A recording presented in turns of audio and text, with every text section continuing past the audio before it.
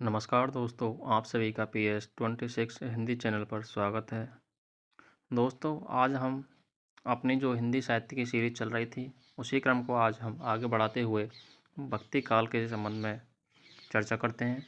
दोस्तों, आज की कक्षा में हम अब तक जो विभिन्न प्रतियोगी परीक्षा में बार बार प्रश्न पूछे गए हैं, उनके बारे में हम चर्चा करेंगे। दोस्तों, आज की कक्षा का पहला प्रश्न है, भक्तमाल के रचयिता कौन थे? पहला ऑप्शन है लालदास, दूसरा है नंददास, तीसरा है नाभादास और चौथा ऑप्शन है कृष्णदास। तो दोस्तों, इस प्रश्न का सही जवाब है ऑप्शन नंबर सी, यानी नाभादास। अगला प्रश्न है, इनमें से कौन सा ग्रंथ नंददास का नहीं है? पहला ऑप्शन है प्रेम बारह खड़ी, दूसरा ऑप्शन है श्याम सगाई, तीसरा ऑप्शन है माधवनल कामकंदला और चौथा ऑप्शन है रुक्मणी मंगल। तो दोस्तों, इसका सही जवाब होगा ऑप्शन नंबर सी, यानी माधवनल कामकंदला नंददास की रचना नहीं है। अगला प्रश्न है, भ्रमर गीत का मूल प्रेरणा स्रोत कौन सा पुराण है? ए श्रीमद् भागवत पुराण, बी नारद पुराण, सी शिव पुराण और डी हरिवंश पुराण। इसका सही जवाब है ऑप्शन नंबर ए, यानी श्रीमद् भागवत पुराण। जो श्रीमद् भागवत पुराण है, उसके जो 10वें स्कंद है, उसमें भ्रमर गीत का जो मूल प्रेरणा स्रोत है, उसको बनाया गया है। अगला प्रश्न है, प्रेम वाटिका के रचनाकार कौन है? ए भारतेंदु हरिश्चंद्र, बी रत्नाकर, सी रसखान, डी पद्माकर। सही जवाब है ऑप्शन नंबर सी, यानी रसखान। प्रेम वाटिका के रचनाकार कौन है दोस्तों? रसखान। वल्लभाचार्य ने किस दार्शनिक मत का प्रतिपादन किया? ए द्वैतवाद, बी अद्वैतवाद, सी शुद्ध द्वैतवाद, डी द्वैतवाद। इसका सही जवाब है ऑप्शन नंबर सी, यानी शुद्ध द्वैतवाद। इसको हम कैसे याद रखेंगे दोस्तों? इसकी शॉर्ट ट्रिक क्या है? सुबल, यानी कि सुबल, सु से शुद्ध द्वैतवाद, बल से वल्लभाचार्य, यानी कि सुबल, यानी कि शुद्ध द्वैतवाद था। उसकी जो प्रतिपादन किया, किसने किया था? वल्लभाचार्य ने। अगला प्रश्न है, पुष्टि मार्ग के प्रवर्तक आचार्य कौन है? ए निम्बार्क, बी वल्लभ, सी हरिदास, डी विष्णु स्वामी। इसका सही जवाब है दोस्तों वल्लभ, यानी कि जिन्हें हम वल्लभाचार्य जी के नाम से भी जानते हैं। अगला प्रश्न है, इनमें से वल्लभाचार्य के शिष्य कौन से कृष्ण भक्त कवि थे? यानी कि यह बताना है, जो अष्टचाप के कवि थे, उनमें से वल्लभाचार्य के शिष्य कौन कौन थे जो कृष्ण भक्त रहे थे? ए छीत स्वामी, बी कुम्मन दास, सी गोविंद स्वामी, डी नंददास। इसका सही जवाब है दोस्तों कुम्मन दास। कुम्मन दास थे जो वल्लभाचार्य जी के कृष्ण भक्त कवि थे। लेकिन छीत स्वामी, गोविंद स्वामी और नंददास, ये किसके थे दोस्तों? विट्ठलनाथ जी के शिष्य परंपरा में आते हैं। 8वां प्रश्न है, अष्टचाप के कवियों की संख्या कितनी थी?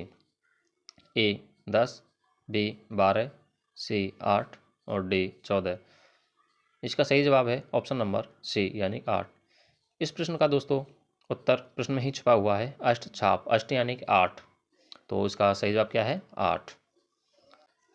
9वां प्रश्न है, नंददास को अष्टचाप में किसने दीक्षित किया था? ए वल्लभाचार्य, बी सूरदास, सी गोसाई विट्ठलनाथ, डी कोई नहीं। इसका सही जवाब है दोस्तों गोसाई विट्ठलनाथ, यानी नंददास को अष्टचाप में किसने दीक्षित किया था? अर्थात तो हम यह भी कह सकते हैं कि अष्टचाप के गुरु कौन थे? तो कौन थे दोस्तों? गोसाई विट्ठलनाथ। 10वां प्रश्न है, अष्टचाप के कवि किस मंदिर में कीर्तन सेवा करते थे? ए द्वारकाधीश मंदिर, बी बिहारी जी का मंदिर, श्रीनाथ जी का मंदिर, डी सभी में। तो दोस्तों, इसका सही जवाब है option number C, Shrinath ji के मंदिर में जो अष्टचाप के कवि थे वो कीर्तन सेवा करते थे। 11वां प्रश्न है, अष्टचाप की स्थापना कब हुई थी? हमें बताना है जो अष्टचाप थी, संस्था थी, उसकी स्थापना कब हुई थी? ए 1500 ईस्वी, बी 1550 ईस्वी, सी 1565 ईस्वी, डी 1600 ईस्वी। इसका सही जवाब है दोस्तों ऑप्शन नंबर सी, यानी 1565 ईस्वी अष्टचाप की स्थापना हुई थी। 12वां प्रश्न है, सूरदास किसके शिष्य थे? ए बल्लवाचार्य, बी गोसाई विठलनाथ, सी नंददास, डी मध्वाचार्य। इसका सही जवाब है दोस्तों ऑप्शन नंबर ए वल्लवाचार्य। सूरदास किसके शिष्य थे? वल्लभाचार्य जी के शिष्य थे। अगला प्रश्न है, रसखान की रचना इनमें से कौन सी नहीं है? हमें बताना है कि जो रसखान की रचना है इनमें कौन सी नहीं है। ए प्रेम वाटिका, बी दान लीला, सी सुजान रसखान और डी केली माधुरी। तो इसका सही जवाब है दोस्तों ऑप्शन नंबर डी, यानी केली माधुरी। केली माधुरी जो रचना है वो रसखान की नहीं है। तो आप कमेंट में ज़रा हमें बताएं कि केली माधुरी किसकी रचना है। अगला प्रश्न है, निम्बार्क संप्रदाय में निम्बार्काचार्य को किसका अवतार माना जाता है? ए श्री कृष्ण, बी सुदर्शन चक्र, सी मुरली और डी मोरपंख। दोस्तों इसके सही जवाब से पहुंचने से पहले ही आपको सूचित करता हूं कि आपको यह वीडियो अच्छी लग रही हो तो लाइक करें, चैनल को सब्सक्राइब करें और साथ ही साथ अपने दोस्तों तक शेयर जरूर करें। तो दोस्तों इसका सही जवाब है सुदर्शन चक्र। क्या है दोस्तों? सुदर्शन चक्र को किसका अवतार माना जाता है? निम्बार्काचार्य को सुदर्शन चक्र का अवतार माना जाता है। अगला प्रश्न है, किस संप्रदाय के मंदिरों में राधा और कृष्ण दोनों की मूर्तियां नहीं होती, अपितु कृष्ण के विग्रह के पार्श्व यानी बगल में स्वर्ण पत्र पर श्री राधा अंकित होता है? यानी कि ऐसा हमें यह बताना है कि वो कौन सा संप्रदाय है जिसमें राधा और कृष्ण की मूर्तियां नहीं होती बल्कि उनके स्थान पर एक स्वर्ण पत्र पर श्री राधा अंकित होता है।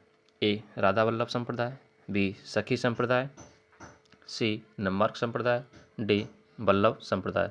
इसका सही जवाब है दोस्तों A option number A Radha Vallabh संप्रदाय। निजमत सिद्धांत किस संप्रदाय के सिद्धांतों पर आधारित है? ए निम्बार्क, बी हरिदासी, सी राधा वल्लभ संप्रदाय, डी वल्लभ संप्रदाय। दोस्तों इसका सही जवाब है ऑप्शन नंबर बी, यानी कि हरिदासी संप्रदाय। निजमत सिद्धांत है वह किस संप्रदाय पर आधारित है? हरिदासी संप्रदाय पर।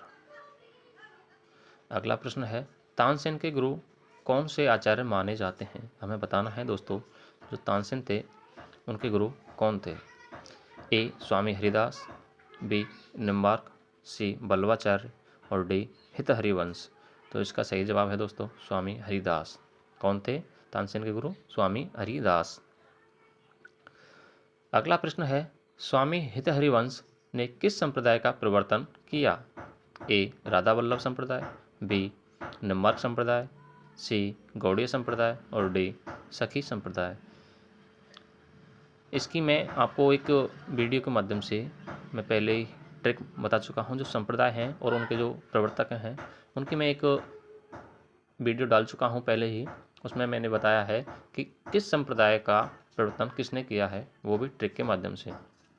तो कौन सा संप्रदाय है, प्रवर्तक कौन है? हित हरिवंश। इसकी ट्रिक क्या है? रा ही, यानी रा से राधा वल्लभ संप्रदाय, ही से हित हरिवंश। तो इसका सही जवाब कौन सा है दोस्तों? Option number A Radha Vallabh संप्रदाय। राधा वल्लभ संप्रदाय के जो प्रवर्तक हैं कौन है? स्वामी हित हरिवंश।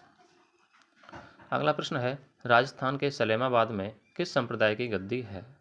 ए हरिदासी संप्रदाय, बी राधा वल्लभ संप्रदाय, सी गौड़ीय संप्रदाय और डी निम्बार्क संप्रदाय। तो इसका सही जवाब है दोस्तों निम्बार्क संप्रदाय। 20वां प्रश्न है, चैतन्य संप्रदाय के दार्शनिक मत को क्या कहा जाता है? ए द्वैतवाद, बी अचिंत्य भेदाभेदवाद, सी द्वैताद्वैतवाद और डी शुद्धाद्वैतवाद। तो इसका सही जवाब है दोस्तों क्या है? चैतन्य संप्रदाय के जो दार्शनिक मत है उसको क्या कहा जाता है दोस्तों?